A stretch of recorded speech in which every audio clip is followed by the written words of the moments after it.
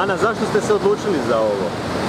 Odlučila sam se nakon što sam prebolila karcinom, znači 2 godine sam se borila sa bolešću i kemoterapija i operacije i u biti me cijelo vrijeme kroz moju bolest vodila nekakva želja da kad završi to sve, kad ja to odradim, da krenem završiti tu priču o bolesti sa ovim hodanjem. Znači da nešto loše okrenem u nešto dobro i da eventualno budem, nemam pojma, motiv nekome ko se suoči sa teškim problemima u životu pa padne,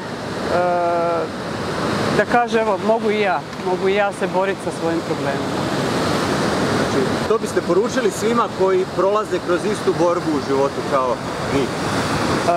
Znači, postoje razne situacije u životu koje su jako teške i svi imamo dojam da nema izlaza i da nema smisla niti se boriti, bilo kakvi problemi koji dođu.